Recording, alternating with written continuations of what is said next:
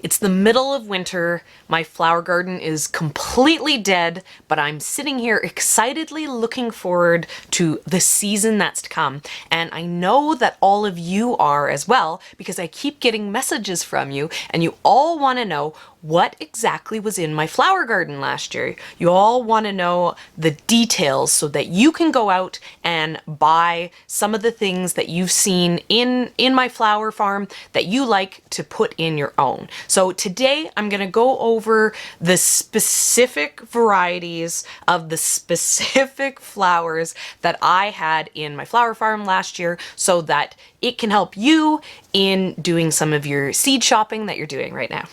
In my personal opinion, the real showstopper from our flower farm last year was zinnias.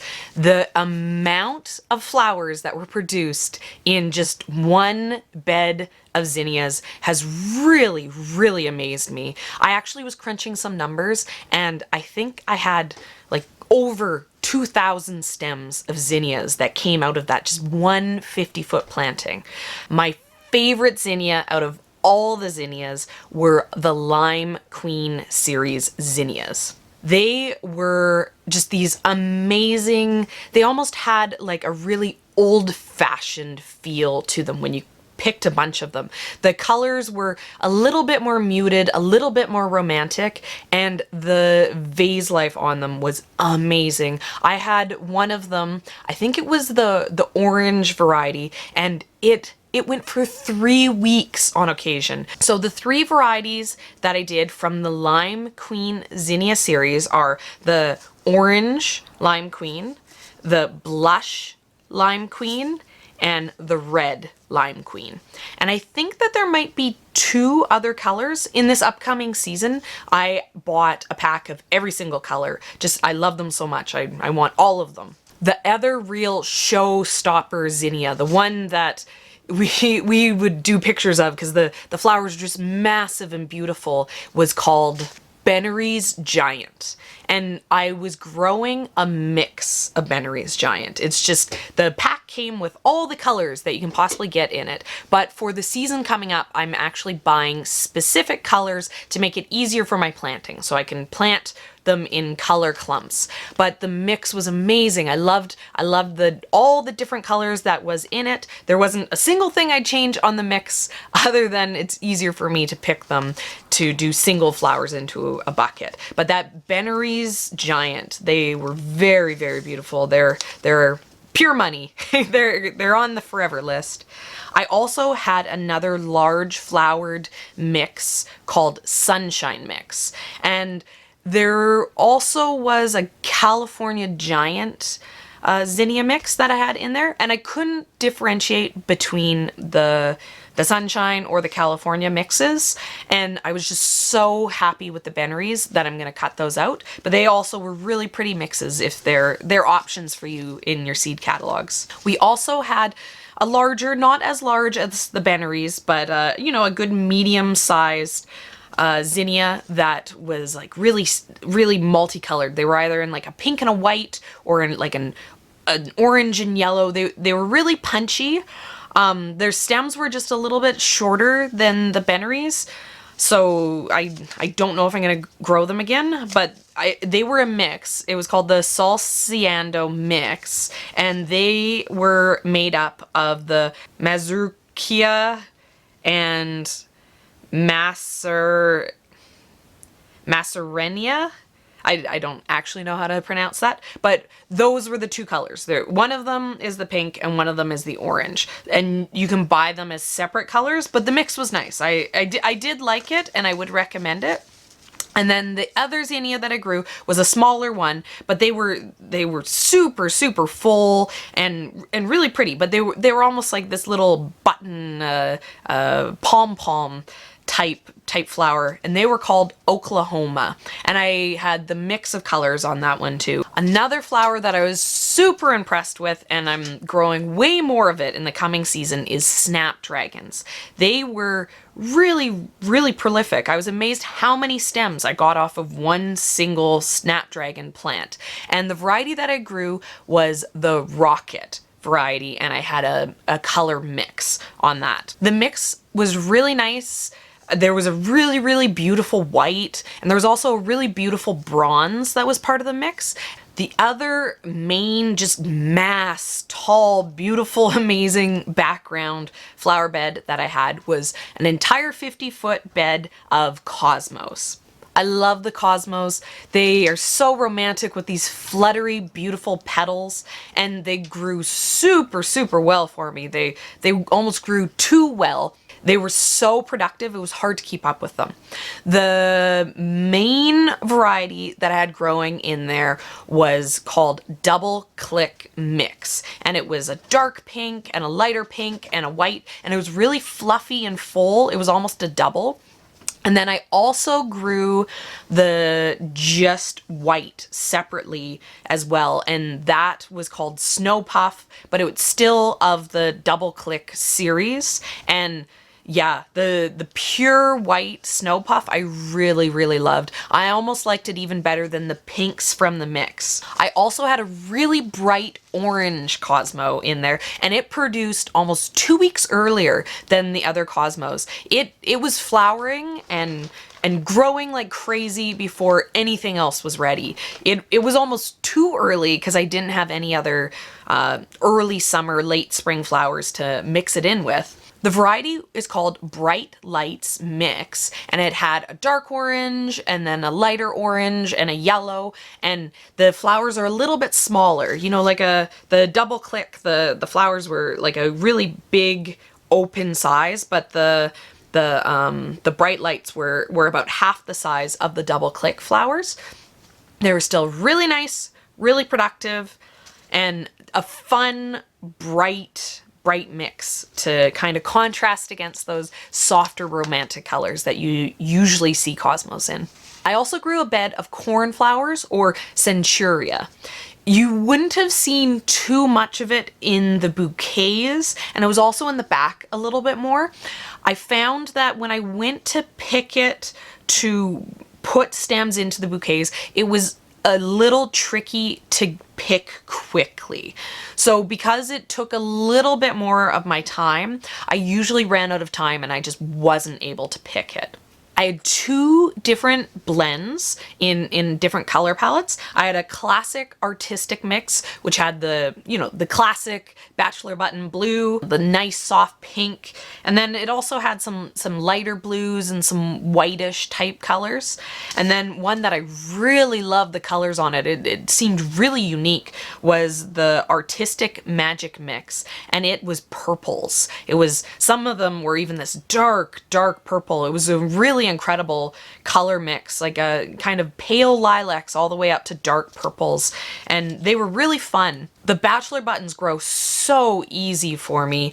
In fact, I'm gonna have issues this coming season with them just self-seeded all over the farm because they grow so easily. They do make a good cut flower, but like I said, I just had a hard time picking them quickly. But if this is for your home cut flower garden, they produce a huge amount very easily. They really are a good option. Those were my main flowers in the garden, but just as important as the flowers, the filler that you grow to go along with it you need a lot of that. So I had 3 beds of these flowers, but I had almost 2.5 beds of filler, and this coming year I'm growing even more filler. I didn't have enough. As much filler as you can grow, the better. My main greenery filler was basil. I grew a cinnamon basil and I grew a lemon basil. The cinnamon basil had purple flowers. The lemon basil had a lighter white colored flower. They both smelled amazing. They both smelled exactly like their names, which was incredible to me. When working with it, it was very enjoyable. I'd quite often come in having made bouquets, and I just smell so good from all the scent from the basil getting on me. Both of those varieties grow a little bit taller too, so you get enough of a stem to be able to cut stuff. And for me, they worked really well as a cut and come again. I picked off of them for probably 2.5 months. Another filler that I loved and I need to do way better at this year is a baby's breath, or a bear with me. I don't actually know how to pronounce these Latin names, but Glyphosophila, something like that. Google baby's breath and get the Latin name if you're seed shopping. The variety that I grew is called Covenant Garden Market. And it is different than what you think when you think the classic baby's breath. Most baby's breath is a perennial plant. So that means that you grow it and it comes back year after year after year, but also a lot of perennials are hard to get a harvest off of in their first year of growing.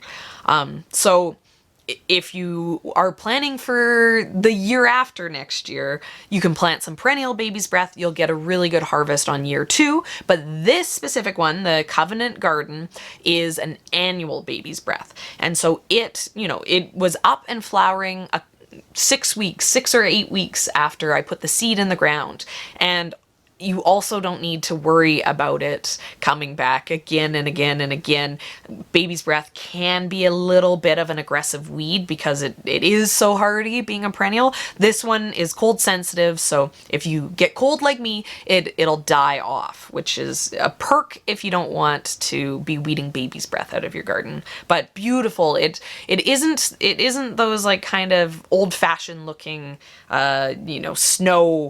snow on branches baby's breath like the perennial one. It was a lot more softer and the flowers were almost fleshier, so it looked a lot more like a flower than like a baby's breath. So I really liked the look of it, and I really liked how it grew. The other filler that I'm obsessed with, I was always obsessing about it throughout the summer in the videos, is all the amaranths that I grew. I had 3 different varieties. I had Hot Biscuit, which was the brown amaranth. My favorite. I love it. I love the look of it. I love the brown, this like brown tan color. I think customers didn't love it as much as me, so I'll have to see how much I grow in the future, but it's such a unique look. Going into the fall, it started to sell quite well because it does have that almost like fall Halloween type decor feel to it, but I really liked the brown. It was surprisingly fun to work with the brights. So just because it looks like a little bit of a dud sometimes in the pictures of it on its own, it really can add a lot into an entire bouquet. The other variety that had the similar growth pattern was called Velvet Queen, and it was so beautiful too. It dark flower heads. The foliage was dark. The stems were dark. A few times I picked too much of it when I was making the bouquets, and I had a bunch of them left over, and so I just took the leftover amaranths and I put them all together into a single bouquet. Just these dark, rich red amaranths, and I brought that as its own bouquet to the market, and every time it sold, people liked the look of it, and very dramatic, very stunning. The other one that had like a really dramatic look to it was called Elephant Head, and it was harder to work with in the casual, like wildflower looking bouquets that I was making. It was very architectural.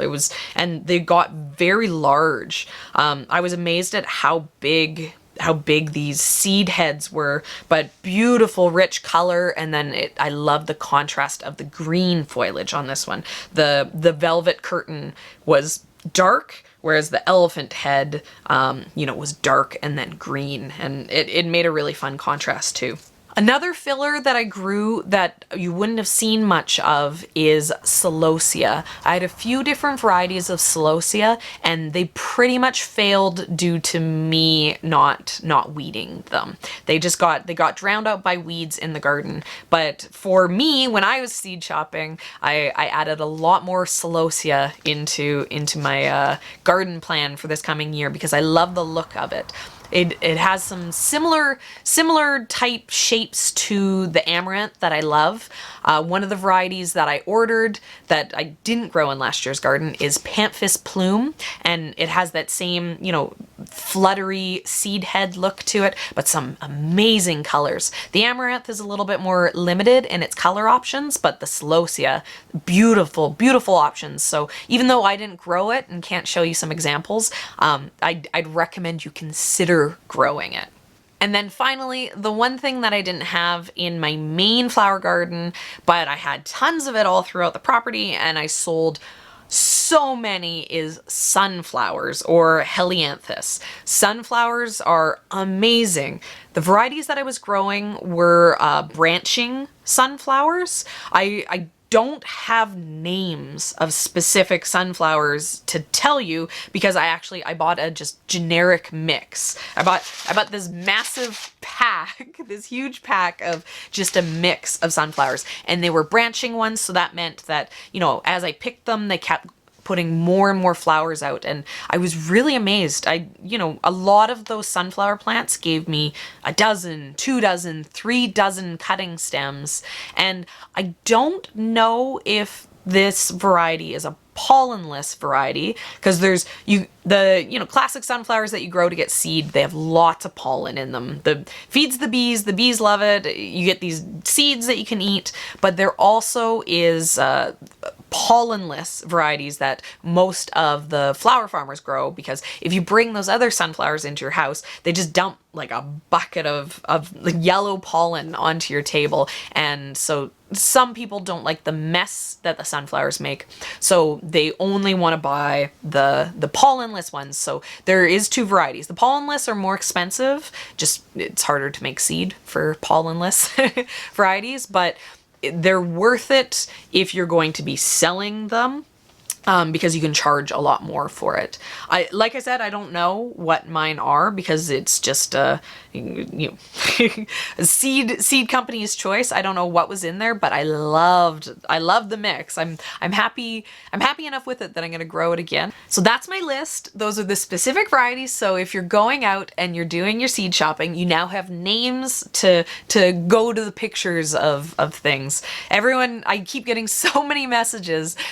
People want to know the specifics, and a lot of these I don't have memorized off the top of my head. So I made sure when I made this video to actually go get my seed pack, so I'm telling you correct information. I'm not just trying to guess and remember. My growing area is hot and dry. My flower farm is 100% full sun. It gets sun from the moment the sun comes up to nearly the moment the sun goes down. So these varieties and flower choices are all things that are going to grow really good for, you know, hot, low humidity, full sun gardens.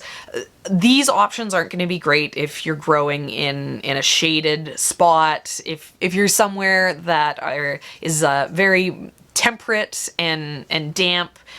This list might be a very bad list for you. So make sure to do a little bit of research for what your growing conditions are before you go and do your seed shopping. And one other point that I want to make too is this is what I grew, but this isn't the only thing that I sold. I quite often went around the property and I was picking weeds. I was, you know, Ian always got so mad at me. He was like, "You have an entire flower farm. Why are you picking weeds?" And it's because there's a lot of stuff that just grows that works really good for adding into your bouquets. So don't disregard things that are just growing all on their own on your property just because it hasn't been a cultivated cut flower variety.